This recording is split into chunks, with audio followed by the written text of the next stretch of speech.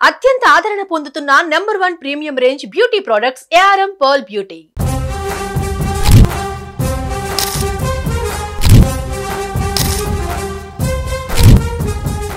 ఎంత సుదీర్ఘమైన ప్రయాణమైనా సరే ఒక్క అడుగుతోనే ప్రారంభమవుతుంది. మార్పు కోసం రాజకీయాల్లోకి వచ్చిన జనసేనాని పవన్ ఆ ఒక్క అడుగు వేశారు. ప్రజలు ఆయన్ను నమ్మారు. ఇప్పుడు ఆయన వెంట లక్షలాది మంది నడుస్తున్నారు.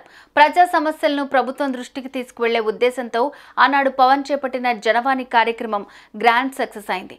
అయితే ఇప్పుడు ఆయన అధికారంలోకి రావడంతో ఆ జనవాణిని లైట్ తీసుకోలేదు.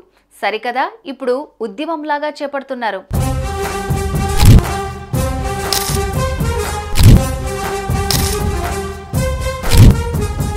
ప్రజల సమస్యలు తీర్చడమే అజెండాగా నాడు జనవాణి కార్యక్రమాన్ని చేపట్టారు జనసేన అధినేత పవన్ కళ్యాణ్.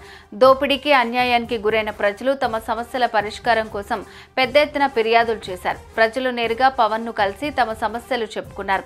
ఈ కార్యక్రమానికి ప్రజల నుంచి అనూహ్య స్పందన వచ్చింది. అనంతరం జరిగిన ఎన్నికల్లో జనసేన బంపర్ మెజారిటీతో విజయ దుందుబి మోగించింది.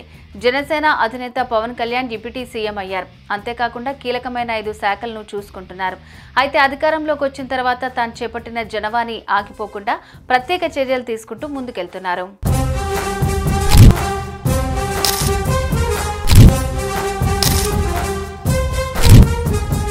కూటమి ప్రభుత్వం అధికారంలోకి వచ్చిన తర్వాత టీడీపీ అధినేత సీఎం చంద్రబాబు పార్టీ కేంద్ర కార్యాలయంలో ప్రజా సమస్యలపై విజ్ఞాపనలు స్వీకరించే కార్యక్రమాన్ని కొనసాగిస్తున్నారు. ప్రతి శనివారం తానే స్వయంగా ప్రజలు కార్యకర్తల నుంచి ఆర్జీలు స్వీకరిస్తూ వారి సమస్యలను పరిష్కరిస్తున్నారు.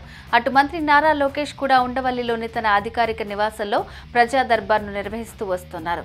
ప్రజలను ముఖాముఖిగా కలుసుకుంటున్నారు. స్థానికంగా వారు ఎదుర్కొంటున్న సమస్యలను అడిగి తెలుసుకుంటున్నారు. వాటిని పరిష్కరించేలాగా అక్కడికక్కడే ఆదేశాలను జారీ చేస్తున్నారు. ఇక పవన్ కళ్యాణ్ కూడా జనవాణి పేరుతో ఇలాంటి కార్యక్రమాన్ని చేపట్టారు. కాకినాడ జిల్లా పిఠాపురం అసెంబ్లీ నియోజకవర్గం పరిధిలోని చేబ్రోల్లో పవన్ కళ్యాణ్ ఇంటి వద్ద ఈ కార్యక్రమాన్ని ప్రారంభించారు. శనివారం సాయంత్రం 5 గంటల వరకు కొనసాగనుంది.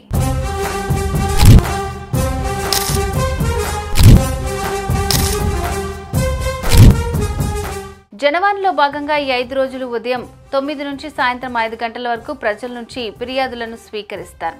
ఇందుకోసం పవన్ కళ్యాణ్ నివాసంలో ప్రత్యేకంగా సిబ్బందిని కూడా ఏర్పాటు చేశారు. హెల్ప్ డెస్క్ ను అందుబాటులోకి తీసుకొచ్చారు. ప్రజల నుంచి అందిన ఫిర్యాదులను పవన్ కళ్యాణ్ కు అందజేస్తారు. అధికారంలో లేనప్పుడు కూడా పవన్ కళ్యాణ్ ఈ జనవాణి కార్యక్రమాన్ని నిర్వహించారు.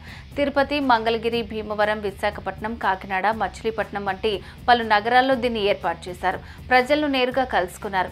అధికారంలో లేకపోయినా ప్రజలు ఎదుర్కొంటున్న సమస్యల్ని ఎప్పటికప్పుడు పరిష్కరించేలాగా చర్యలు తీసుకుంటున్నారు.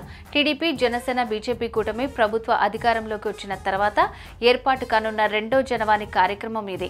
అధికారంలోకి వచ్చిన తొలి 2 వారాల వ్యవధిలోనే దీన్ని అందుబాటులోకి తీసుకొచ్చారు పవన్ కళ్యాణ్. ఉప ముఖ్యమంత్రి హోదాలో మంగళగిరిలో ఈ కార్యక్రమంలో పాల్గొన్నారు. దీన్ని మరింత విస్తృతం చేసేలాగా చర్యలు తీసుకుంటున్నారట.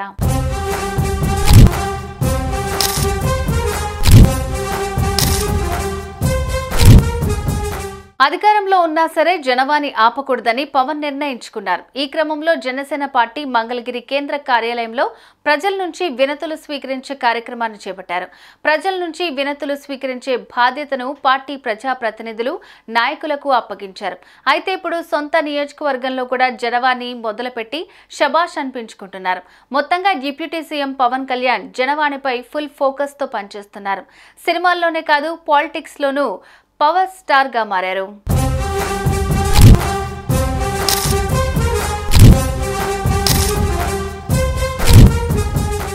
సుమన్ టీవీలో మీ పర్సనల్ అండ్ బిజినెస్ ప్రమోషన్స్ కోసం కింది నెంబర్కి కాంటాక్ట్ చేయండి.